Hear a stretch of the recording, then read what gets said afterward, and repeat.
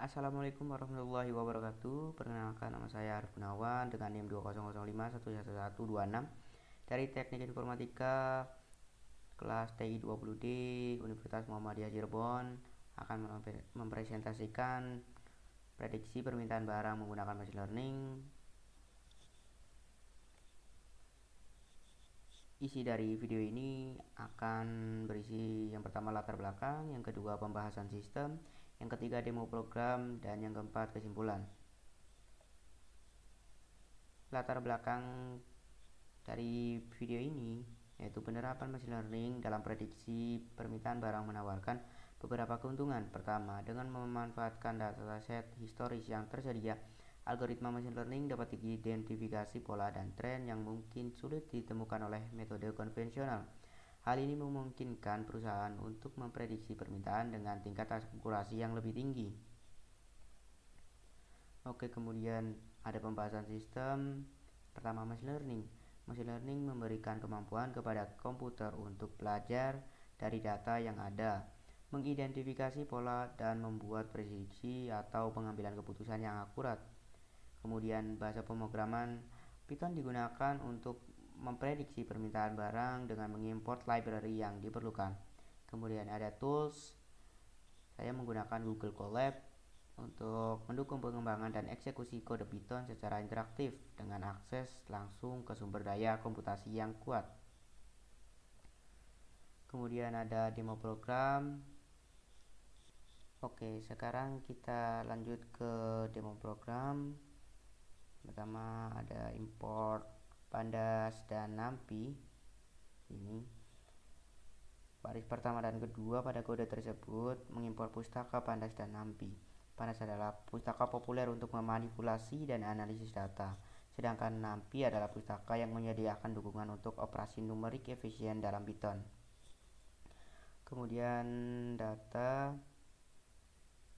dan ini pd.read_csv adalah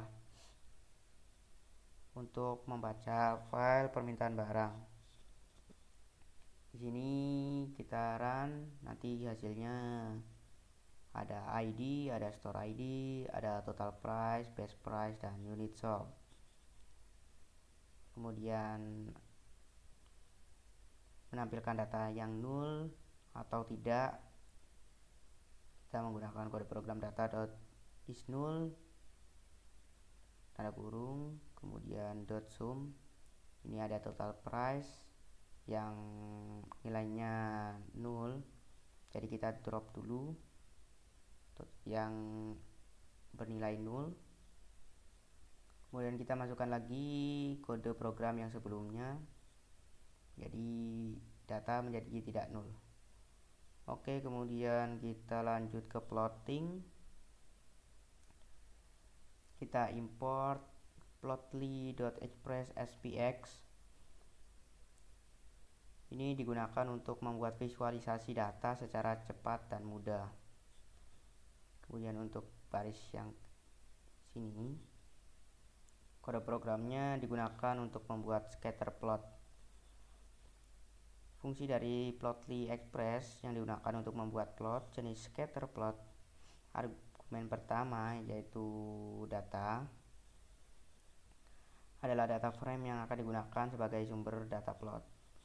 Argumen X, Y, dan size menentukan kolom dari data frame yang akan digunakan sebagai sumbu X, sumbu Y, dan ukuran titik pada scatter plot masing-masing. Kemudian kita menggunakan data fig.show dan akan tampil dari total price dan unit sold-nya. Oke, kemudian kita lanjut ke kode berikutnya yaitu korelasi tiap fitur. Kode program pada baris print data.core ini digunakan untuk mencetak matriks korelasi antara setiap fitur atau kolom dalam data frame data. Kemudian kita mengimport seaborn as SNS dan import matplotlib pyplot. Nah, kode-kode ini digunakan untuk membuat sebuah heatmap yang menampilkan matriks korelasi antara fitur dalam data frame data. Dalam heatmap, warna yang berbeda menggambarkan tingkat korelasi antara fitur-fitur tersebut. Jadi dengan menjalankan kode ini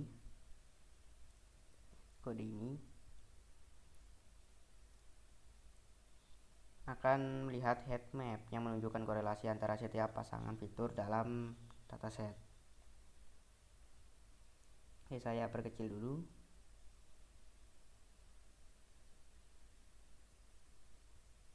Oke, mungkin oke segini ya.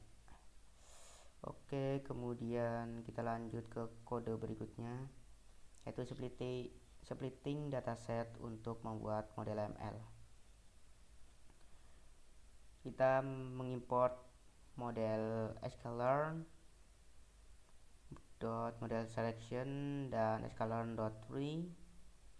Kemudian dengan mengimport modul tersebut dapat menggunakan fungsi train test split untuk membagi dataset menjadi subset pelatihan dan pengujian, serta menggunakan kelas decision tree regressor untuk membuat model regresi berbasis pohon keputusan.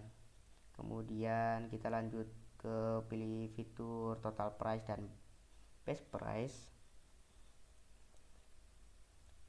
dan model decision regressor pada kode program ini. Dengan menjalankan kode ini akan mendapatkan 4 subset data: xtrain, yaitu subset pelatihan untuk variabel independen; xtest, subset pengujian untuk variabel independen; ytrain, subset pelatihan untuk variabel independen; dan ytest, subset pengujian untuk variabel dependen. Subset pelatihan digunakan untuk melatih model, sedangkan subset pengujian digunakan untuk menguji kinerja model. Memiliki model regresi berbasis pohon keputusan yang telah dilatih dengan subset pelatihan, model ini siap digunakan untuk melakukan prediksi pada data baru atau dievaluasi pada subset pengujian. Kemudian kita akan memulai prediksi dengan cara input total price dan best price ya. Kita masuk ke fitur .nparray. Ini total price nya 133 ya, kemudian best price nya 140. Kita masukkan ke kode ini untuk menampilkan unit yang diprediksi akan terjual akan mendapatkan data 27. Kemudian kita masukkan lagi nih total price nya dan best price nya. Kemudian pada kode ini akan menampilkan data yang akan diprediksi terjual gitu. Oke. Kesimpulan, dengan menggunakan machine learning dengan input data total dan best price, kita bisa memprediksi permintaan barang dengan efektif. Terima kasih sudah menonton video ini. Atas perhatiannya saya sampaikan terima kasih. Wassalamualaikum warahmatullahi wabarakatuh.